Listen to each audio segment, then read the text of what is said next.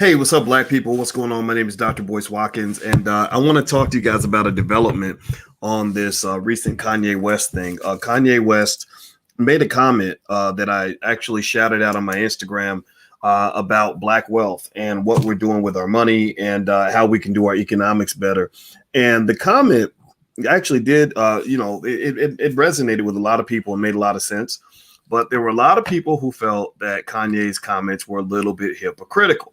And so we're going to get started. I'm going to break this down for you on Dr. Boyce TV and kind of talk about this comment and kind of give the different sides of it so you can kind of understand why Claudia Jordan might actually be right. So Claudia Jordan's the one who made this comment.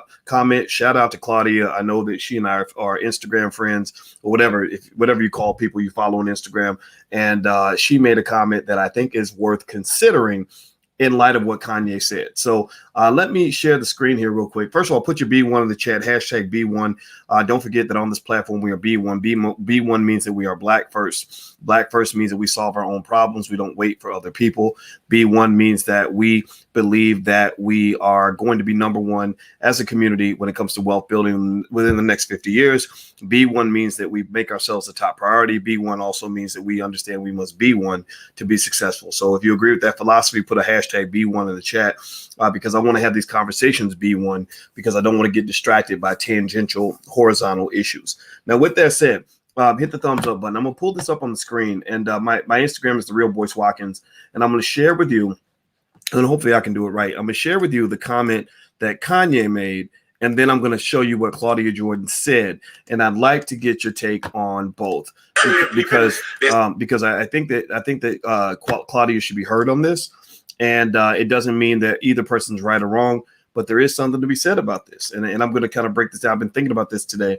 And those of you who are watching on Instagram, you're going to hear it. You're not going to see it. If you want to see it, you can go scroll down the Instagram page. You can go to drboycetv.com, and that's where it's actually being shown. So give me a second, guys. Let me figure out how to hit the right button. Here we go. I'm going to share my audio. Let's say you turned your back on the culture or exactly 100%. I have turned my back on the idea of victimization mentality. We are locked up. We went from 1 and 4. We went from 1 and 4 to 1 and 3, but we always pointing at the white people, but yet we want to spend all of our money on foreigns. We want to spend all our money on luxury as opposed to going and buying some land. America is for sale, and there's a lot of barren land. Disney bought a lot of it in Florida, but the culture has you focused so much on fucking somebody, bitch, and pulling up in a foreign and rapping about things that could get you locked up, and then saying you about prison reform. Like, it's, bro, we brainwashed out here, bro. Say people that say you turned your back on the culture. I'm going to play it again so you guys can hear it. I want you to think about this. You know, like I said on this platform, you guys know I want you to think. So I'm going to play this one more time, and I want to really process this because I think this is something worth thinking about. Here we go. Exactly. 100%. I have turned my back on the idea of victimization mentality. We are locked up. We went from 1 and 4. We went from 1 and 4 to 1 and 3, but we always pointing at the white people. But yet, we want to spend all of our money on foreigns. We want to spend all our money on luxury as opposed to going and buying some land. America is for sale, and there's a lot of barren land. Disney bought a lot of it in Florida, but the culture has you focused so much on fucking somebody, bitch, and pulling up in a foreign and rapping about things that could get you locked up, and then saying you about prison reform. Like, it's... Bro, we brainwashed out here, bro. All right, so let's do a general yes or no. I hope you guys can hear that. I hope you can hear what he was saying. How many of you agree with Kanye? Give me a yes in the chat if you agree. If you think that he's mostly right, if he's more right than wrong. Give me a yes or no if you think that what he said makes sense. Give me a yes if you get what he's saying, and give me a no if you think it's just ridiculous. Somebody wrote clown yay. Okay. All right. So Eddie says yes. Black Russ says yes. Fat Mata says yes. Ellis says true, but he contributed to it. Yeah, that's what I want to get to. That's what I want to get to, actually. And I want to kind of dig into this a little bit because I gave him a lot of credit for his comment. My Instagram, by the way, is The Real Boyce Watkins. So feel free to please follow me on Instagram because I block stupid people. I block stupid people and bots. And I like to have intelligent people there who want to build the community. If you don't love Black people, then please don't follow me because I hate to have to kick you out. But if you're in the category, if you are my people, please follow because we have good conversations there. I believe these platforms are supposed to be designed to make us better. We're supposed to be better people, not just entertaining each other. So I liked what Kanye said. I did, and I thought that what he was saying was great. He was right about being brainwashed. I mentioned that in hip hop music, typically, a lot of hip hop songs, they were designed specifically. It's a form of social engineering. So hip hop is social engineering where basically they designed rap music to make sure that as many Black men as possible went to prison. They want you to go out. They want you to listen to music that encourage your subconscious mind to want to commit criminal behavior. They want you to kill Black people and brag about it. Right. And then they want you to go snitch on yourself on the record because you're rapping about somebody you killed. Next thing you know, the feds got plenty of evidence on you there. And this is not a joke. This really does happen. There was a guy that was on Vlad TV recently. Anybody see that? Where the guy went on Vlad and he was out and Vlad was like, well, I heard that you were a big gangster in the streets and you killed. He's like, yeah, I did this and I did that and I did that. Next thing you know, they're playing Vlad videos in the courtroom and my boy's facing 30, 40 years in prison. So if you're gonna be criminal, at least don't be stupid. I mean, come on, man. Don't snitch on yourself. I'm telling you, if I go out here and kill somebody, my wife ain't gonna know about it. Nobody. I will tell no one about it. And if anyone else is there, don't go do dirt with me because I might have to take you out too, just to make sure nobody knows. So I personally just think that not only do they got you doing stupid stuff, but they got you doing stupid stuff in a stupid way. Right? It's one thing to make a mistake. It's another thing to be stupid while you're making a mistake. If you're going to make a mistake, at least be intelligent about it. So with that being said, Kanye's right about what's going on with the brainwashing. I hope you agree with me. We know that the brainwashing is crazy. It's terrible. What they've done to the brain of the Black man is ridiculous. What they've done to the brain of the Black woman is sad as well. Somebody asked me the other day, they said, we want to bring a rapper on your platform. By the way, my platform's open to the community. Like if you know people that have a good message, we try to get them in here. Just some people I ask them, just do your own videos. Cause I don't really, honestly, I'm not a journalist. I'm not a great interviewer. I just do it because sometimes there's nobody else to do it. But anyway, somebody asked me about bringing a rapper on. They said, yeah, he raps about the street. So I don't know if that's your type of thing. Cause he raps about the street. I said, no, actually rapping about the street is cool. Like Spice One is one of my favorite rappers of all time. I went to go see Scarface and Willie D, and I was really excited because I told Scarface, I said, yeah, Spice One is one of the greatest poets of all time. He's out of the Bay Area. And he said, oh man, he said, I was talking to Chico the other day, right? And I was like, really? That's cool, right? So I love the, when you tell your story, no matter what your story is, it's okay for you to tell your story. I said, but here's one thing I don't want. I said, here's the problem. I said, if all you do is rap about the standard formula in a hip hop song, if all you do is you rapping about the women, about sticking your penis in every woman that walks by, while you drinking a bottle of liquor with some drugs in the car and weapons in the car and a stack of money in the back seat, well, that's old. That's boring. You're not an artist. You're not an artist to me. You're a corporate puppet because an artist, by definition, is expressive. An artist is someone who has a range of emotions where they rap about all the things that they're feeling, all the experiences that they rap about being happy, they rap about being sad, they rap about going to the club, they rap about losing when their wife lost a baby, they rap about terrible things that happen in the hood, they rap about their aspirations, right? An artist is supposed to have range. So I said my problem is that look, if you come in here with that bitches and hoes type music, no, I don't really need that on my channel. But if that's all you got, then you shouldn't be here anyway, because that tells me you're not an artist anyway. You're just repeating whatever a corporation told you to say, because every single song can be about banging and killing Black people. Every song ain't supposed to have the same stuff in it. Every song ain't supposed to be about getting high, getting drunk, and killing somebody.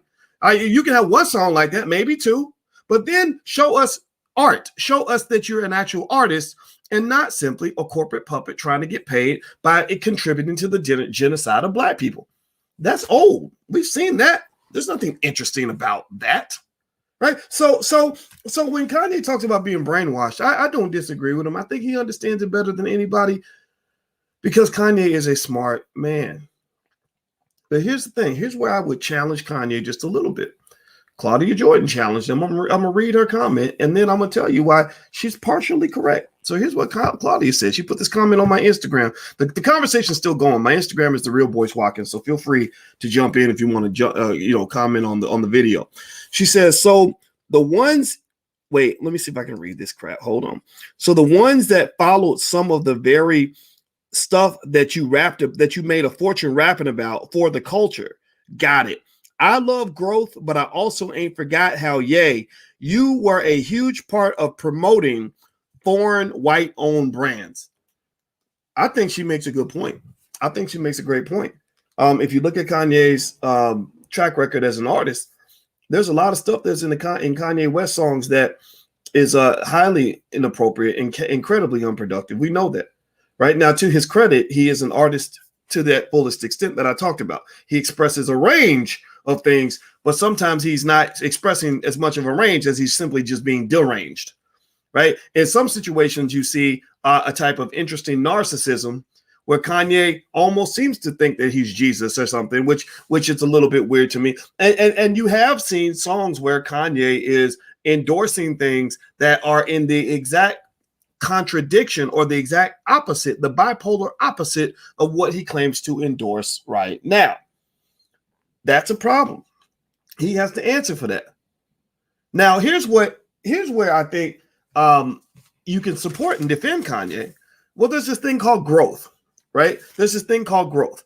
The best lessons I ever learned in my life typically came from men in my family who said, boy, don't do what I did. Anybody else have uncles like that who are like, man, you don't want to do what I did, right? Anybody else have a relative that messed up their whole life and the only redeeming thing that they had in their life was the fact that they convinced you not to do what they did, right? And those relatives have a lot of credibility. My father is in that category. My father made a lot of mistakes, and that's why I didn't make the same mistakes, because he'd say, boy, don't do what I did. Oh, I already tried that drug. Don't try that, because this is what's going to happen. I listened because he had the credibility, because he'd done it. He'd been in the street. He'd done all kinds of stuff. So I was like, I don't need to do those things. I don't need to touch the stove to know that it's hot. Thank you for touching it for me. So there is a thing called growth. And what you tend to see with a lot of hip hop artists, I've noticed this with Kanye. I noticed this with guys like Ice Cube, Willie D. All these are guys that I know, right? I know all these. Willie D was in my wedding. Ice Cube and I worked on the political stuff. Kanye and I only talked once. I don't know Kanye that well, but I know people that know him and all that stuff. And one of the things I've noticed is that as artists get a little older, they start getting a little wiser. You see that going on with T.I. and Lil Wayne. You know, a decade ago, T.I.'s rapping about all these crazy things he's going to do with your daughter. And then a decade later, he's claiming to go check his daughter's hymen because he don't want a young version of himself getting a hold of his child, right? So we know this. We see this evolution, right? The ultimate curse of the rapper, of the American rapper, in my view, is similar to that movie that I've talked to you guys about before called, what was it? It wasn't Dante. It was, I forgot what it was called. But it was about the guy who made a deal with the devil and he got whatever he wanted. And as a result of getting whatever he wanted, he ended up in a situation where years later, after he'd done all these terrible things to all these other people, he ended up in a scenario where it all came full circle and came back to bite him in the butt. So that rapper who does all these crazy things when he's 20, 25 years old, disrespecting women, you know, doing horrible things to another man's daughter. Next thing you know, God gives him a daughter. And then his daughter's going out into the world dealing with young men who were mentored by their father, right? So instead of the father teaching these young men how to be respectful to women, they've learned how to disrespect women and see no value in a woman. So next thing you know, your daughter is out there in the same mix, dealing with the same nonsense that you put women through a decade before. Right. So this is real. This happens. So now I want to remember the name of the movie. Why can I not remember the name of the movie? It had Keanu Reeves in it. It was really, really good. It's got to come back to me. But anyway, so here's the point. With Kanye, maybe there's room for growth. Maybe he's evolving, right? But that's the thing, right? You know, if you're a 40-something-year-old rapper and you're telling 22-year-olds what to do, you have to make sure that you're doing it in a way that gets away from a very easy, blatant accusation of hypocrisy. Like, because if I'm 22, 23 years old, I can just look at your music and say, hey, man, what are you talking about? What do you mean I can't say this? You started it. You're the one who created this whole thing. You laid out the legacy. We're just following your blueprint, right? So why are you telling us we can't do what you used to do, right? So at that point, that's where you have to understand where your credibility is. Your credibility is not in pretending that that you've been perfect the whole time. Your credibility only comes in the fact that you have to be humble enough to say, I really messed up. What I did was terrible, and I don't want you to make the same mistake I did. And I think that there are young people who will listen to that, right? So I think with Kanye, when he's talking, I heard it in his message. Here's what I heard. I'm going to dissect pieces of it. Y'all know me. I like to break things down. Actually, my podcast is on Spotify, and it's literally called the Dr. Boyce Breakdown, because that's what I do. I break everything down to little pieces so I can understand how it works and put it back together like an engineer. So if you break down Kanye's comment, he talked about a few things that I noticed. First, he talked about how he's walked away from the victim mentality. Well, I mean, shit, we all need to walk away from that. Ain't no power in being a victim. How can you call yourself a victim and claim to be seeking empowerment at the same time? There's no empowerment in always being the damn victim. That's like saying I'm going to win the trophy by making sure I lose every game. I'm sorry, but the Brooklyn Nets ain't winning no trophy.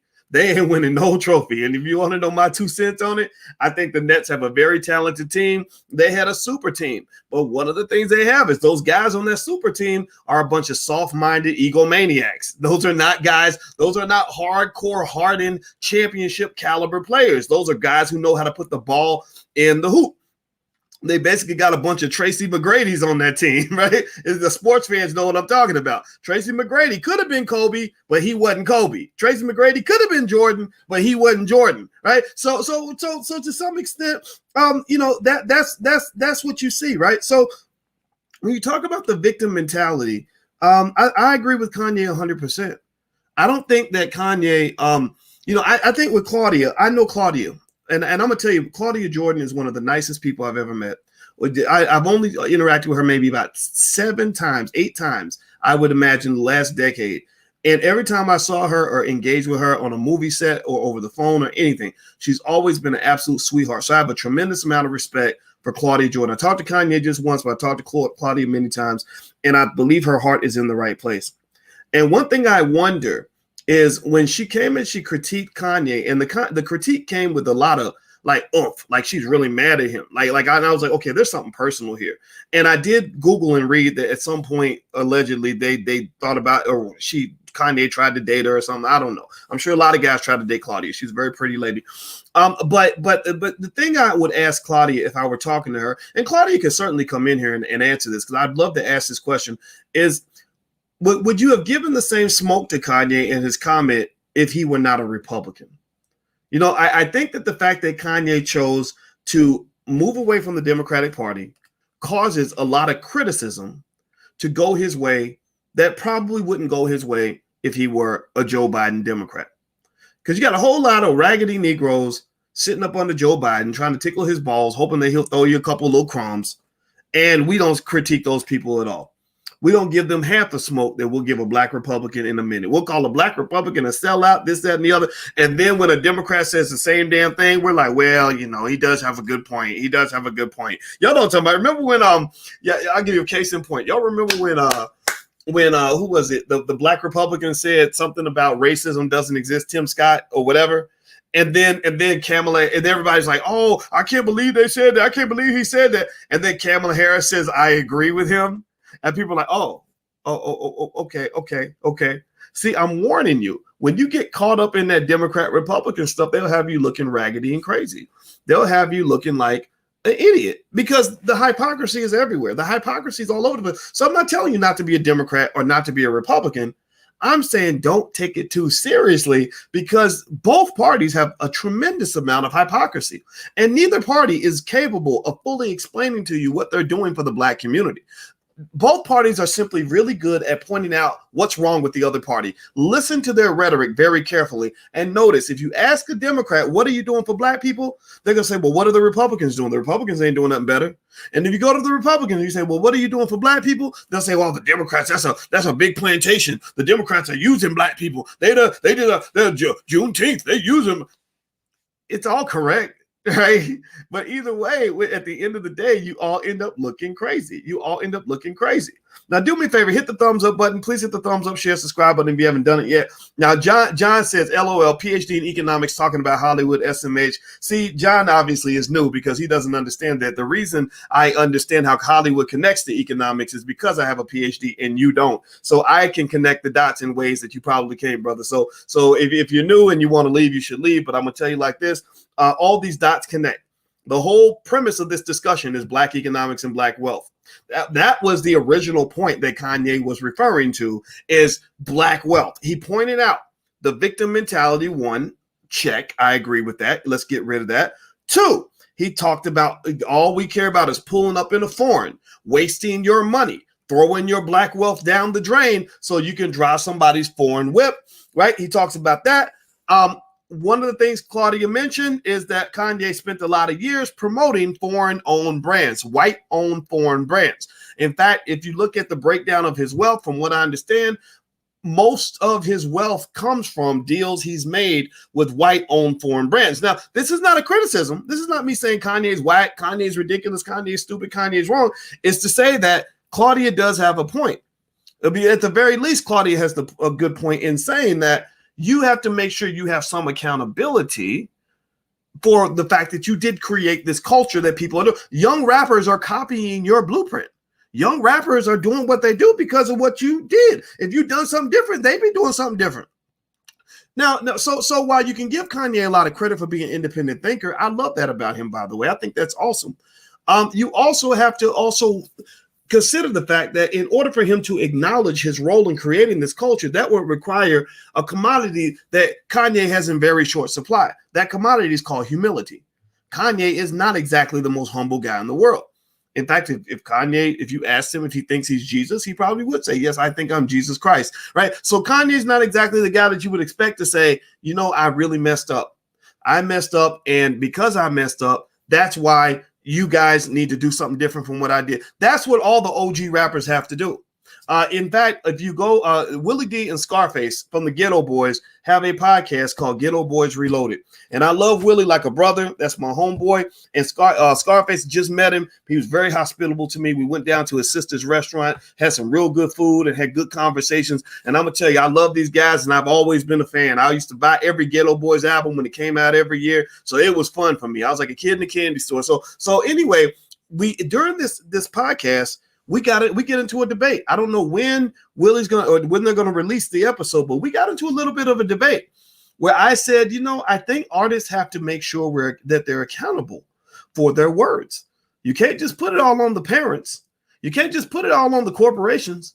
You can't just put it all on society, because look, when something good happens, you take credit for it. So when something bad happens, you got to take some credit for that too. If you're gonna take credit, you got to take responsibility.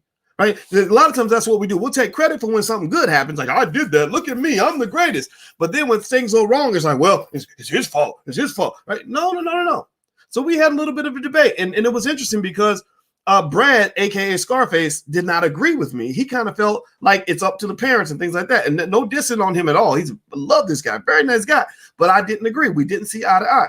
Whereas I saw Willie said, no, actually, artists have control and power over what they say, and they have some accountability for their words. Now, this was just a disagreement among men. We were still buddies after it was over with. Ain't no bitchy, wimpy stuff. Ain't none of this whining like, oh, I don't like him because his opinion different from me. We didn't do that. We said, okay, well, I respect your opinion, brother. You respect mine. Let's talk about this as men in front of the community so we can have a more intelligent dialogue about how we move forward. You see, that's the big issue. You don't have these intelligent dialogues, so you make the same mistakes over and over and over again. So with that being said, let's move on. Let's see here. Somebody says moist. Why are you not? They call me moist. Yeah. That's so funny. I'm moist. Why? All right. Anyway, so he says, why aren't you talking about the Charlamagne the God rape case? Because I wasn't there, dude. What are you talking about? I was not in Charlamagne's life 20 years ago. So stop asking me about stuff I don't know nothing about. Get up out of here with that nonsense. You say something stupid again, you're going to get blocked. All right. People asking these crazy questions. Well, where were you in 2001? I was in graduate school. God damn it. Leave me alone. All right. So here's the other point that Kanye makes, or another way to kind of look at Kanye's remarks. I think that you can take value from the man Kanye is trying to be now. I think that as an artist and as a human being, he's showing something that is admirable, which is the desire to grow. He's showing the desire to contribute to the community in a positive way. He's showing a brand value as a Christian. He seems to be serious about this Christianity thing. This does not seem to be some sort of a publicity stunt, right? And so basically, I think that Kanye, I think that his remarks need to be heard. I think that he's 100% right. So that's where I'm going to disagree with Claudia, is by saying, yeah, you're right. Kanye did promote a lot of foreign brands, but right now Kanye is promoting blackness, right? So if we accepted it when he was promoting something white and foreign, then we should also accept it when he's promoting something that's uniquely related to us. We should accept that. Okay, you did one thing that we don't agree with, but you did one thing that we do agree with, and one does not take away from the other. Like, just because you did this thing over here, that does not mean that you don't have the right to say that maybe we should be doing this thing over there, because chances are there's probably a good chance. I'm not really sure. I'm not making excuses for Kanye, because Lord knows I don't want to get into that. Everybody's trying to hold me accountable for what Charlemagne the God might have done 20 years ago. So I'm not trying to take responsibility for Kanye too. But the thing with Kanye is that I would suspect that, like a lot of us in this room, his black wealth consciousness has probably evolved over time. A lot of people forget that when artists begin their careers, they are very young and they don't understand their power. They don't understand how their words can shape a culture. Many of them come into the industry with a little bit of a victim mentality, where they will say, well, it ain't my fault that I'm out here thugging. I'm just a product of my environment. And they don't understand that when you are doing concerts in front of 100,000 people, you are no longer a product of your environment. Your environment is a product of you. You are the super Negro in the middle of the room. You know, the sun doesn't come out and say, well, the only reason I'm hot is because it's warm in this room. No, you're the sun. You're making the room warm. The room is hot because you're in the room. Like, if you weren't in the room would not be as hot as it is right now. So nothing made you hot. You are heating up the room, right? So when you get that power, you get the power of the sun. You get the gravitational pull of the sun. And if you look at the way when the sun is shining, the planets are revolving around the sun and reacting to its gravitational pull. So the sun is not a product of its environment. The environment is a product of the sun. So with Kanye or any artist who uses that victim mindset that says, oh, well, the only reason I rap about thugging is because that's all I know and I'm a product of my environment, I say, no, bro. Like, you are shaping your environment. When you're talking to millions of young people, they're copying you. When you wear a brand, the reason these companies pay you money to put on their clothes is because they know that when you put on their clothes, young people copy what you're wearing, right? People, if you use a certain language, vernacular, you start saying izzle, fizzle, dizzle like Snoop Dogg did back in the day, people start talking like you. So understanding that and realizing that power, I think that's something artists have to grow into. And I'm not sure what Kanye's journey was, but I'm wondering if that's kind of what's happening now, because what you'll notice is that a lot of the rappers in the late 30s and 40s are speaking a different language than they did when they were 22, 23, 25 years old. And I think that's a good thing. But the question becomes, how do we get to the point where you don't have to spend 15 years destroying the black community before you realize that shit ain't right? How do we get to the point where you don't spend all this time slinging your power around like a 90-pound penis, whapping people upside the head and screwing the universe before you realize that this isn't exactly what you're supposed to be doing? Like, how do we get a young person to just kind of say, look, chill out, man. Look, I know you want to rap about popping mollies and because you want to market the molly industry. I know you want to rap about getting drunk and high. I know you want to rap about getting every girl pregnant and giving her 10 STDs. I know you want to rap about abandoning your kids and shooting black people. But how about we slow down a little bit and talk about the power of your words and how this is shaping a culture? And that when you're talking about killing somebody, here's the thing. When people were talking about bringing rappers on my platform, and I had to be real careful to not. I'm like, look, I'm not an old guy who's anti-young people. I want you to succeed. I want you to win. But I said, you know, the reason I can't have a rapper come on my platform and rap about killing black people, it's not because I don't believe that you come from the streets. It's not because I don't believe you when you tell me it was hard for you in the hood. It's not because I don't believe you when you tell me that maybe you used to sling dope and now you're doing something different. I know that story. I've seen it 1,000 times and I completely don't judge that. That's your journey and I respect that. But the problem that I have is this.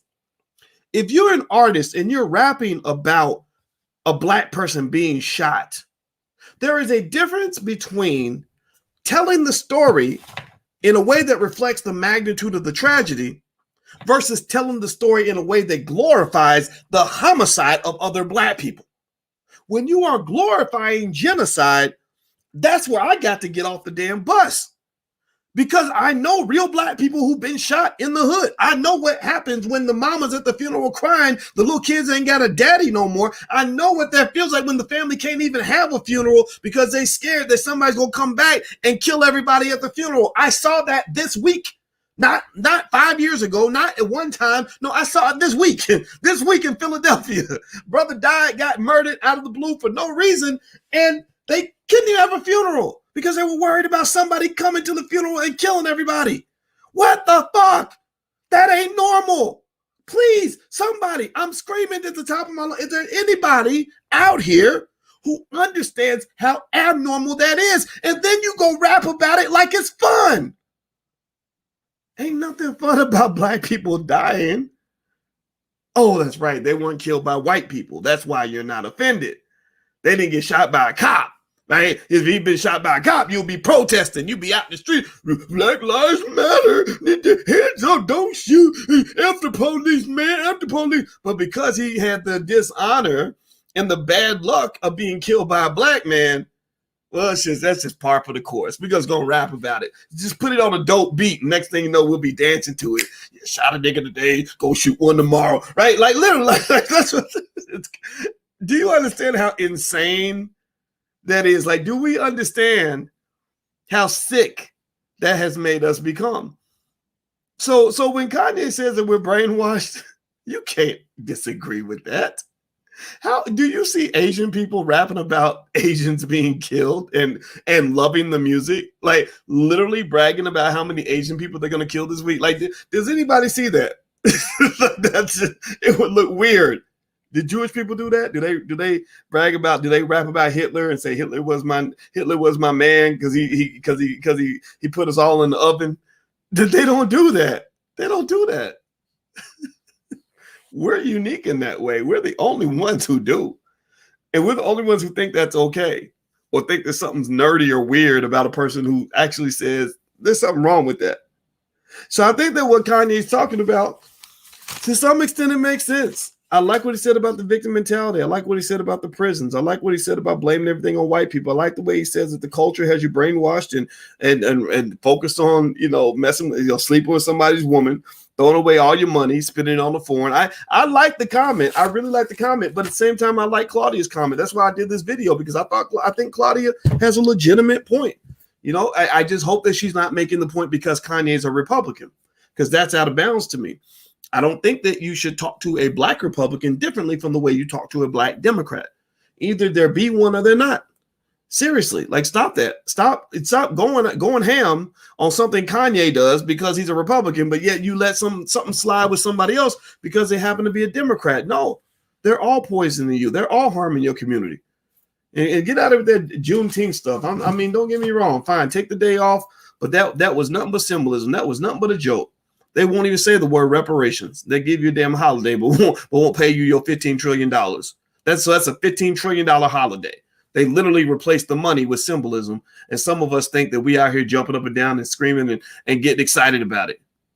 And I'm gonna tell you what. Let me see. I'm looking at some of your comments. Let's see here. Somebody says Doc owes Kwame an apology. We done talking about Kwame. That was last week's news. So I'm about to block you out of here, homeboy. So I respect you, but you do not belong in this chat because stupid people should not be here. So I'm moving you out of here because I am not going to talk about that Kwame stuff anymore. We are done with that.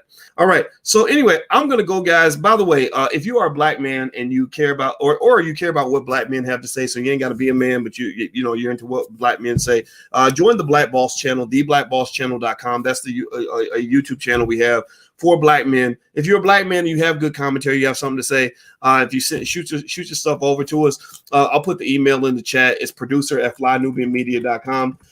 If you want to send videos over or do your own commentary or something like that, we share people's stuff. We can't guarantee we'll share everything, but the platform's open to the community because I want the community to hear from good ideas from any black people who have them. And I appreciate you. I celebrate you. And also thank you to those of you who joined us at the Knowledge Fest in Louisville, Kentucky. I saw Brother Ben X for the first time.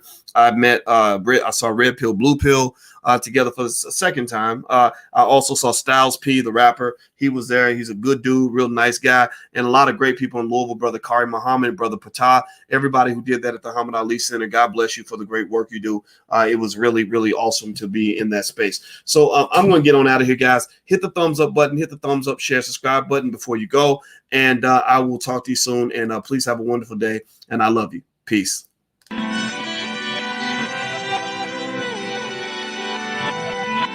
Here we are, clan the isms, cataclysm, great. Our people out here struggling, trying to make it in this state. Everybody out here doing it, but we the ones too late. Now family, we the ones who gotta delegate. Get that money in the power, never be fake. Stick to cosign for 3. What did he say? Create jobs, support our own. Educate the same and buy back your home. Got 3 degrees, triple 10. 3 PhDs, now we on the CNN.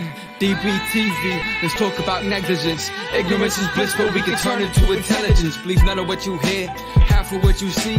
Let's break it down here on Dr. Boyce TV. Here we are.